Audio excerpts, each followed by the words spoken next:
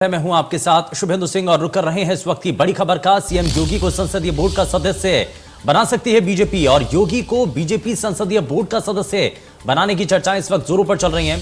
BJP संसदीय board में 4 पद अभी भी खाली हैं और सीएम योगी के यूपी फतेह पर बीजेपी ये बड़ा फैसला ले सकती है।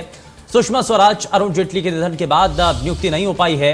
अब ऐसे में कोर कमेटी के जो सदस्य हैं उसमें प्रधानमंत्री नरेंद्र मोदी, अमित शाह, राजनाथ सिंह और इसमें मध्य प्रदेश के मुख्यमंत्री शिवराज सिंह चौहान शामिल हैं। लेकिन अब ऐसे में नई नियुक्ति को लेकर के, सदस्य बनाने को लेकर के बड़ी चर्चाएं चल रही हैं। योगी आदित्यनाथ उत्तर प्रदेश के मुख्यमंत्री, जिनका नाम इस वक्त चर्चाओं में बहुत तेजी के साथ चल रहा है, सीएम योगी को संसदीय बोर्ड का सदस्य भारतीय जनता पार्टी बना सकती है और योगी को बीजेपी संसदीय बोर्ड का सदस्य बनाने की चर्चाएं इस वक्त तेज हैं।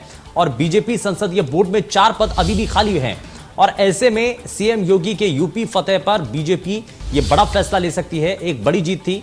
अब हालांकि सुषमा स्वराज, अरुण जेटली के निधन के बाद नियुक्ति नहीं हो पाई थी, लेकिन अब ऐसे में खाली पड़े पदों को भरने के लिए अब कवायद तेज हो चुकी है और योगी आदित्यनाथ का नाम बहुत तेजी के साथ इस वक्त चर्चाओं में चल रहा है।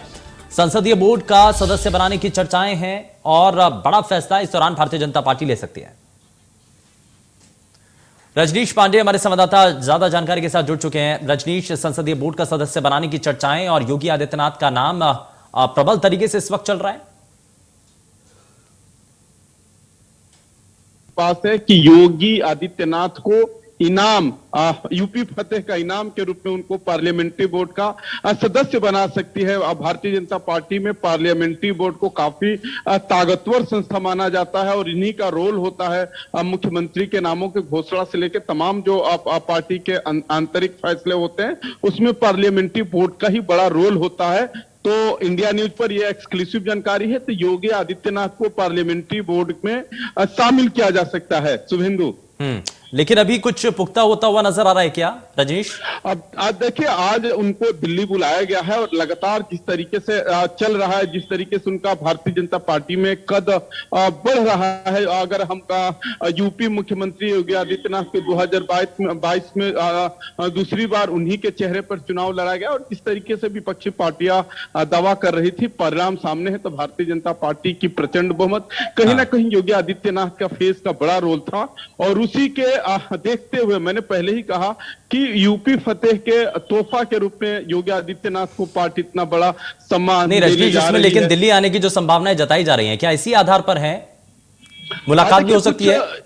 देखिए, जो ये नहीं कह सकते कि सूत्रों के हवाले से खबर जा रहे हैं, इस पर ही मंथन होगा, ये बात पक्की है।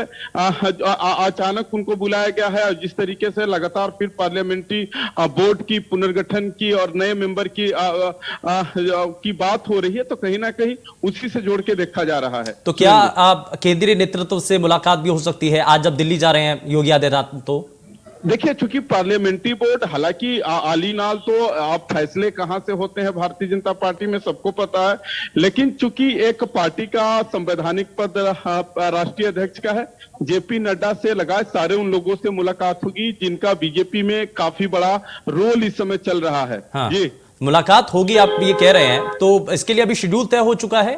मुलाकात कितने बजे किससे होगी?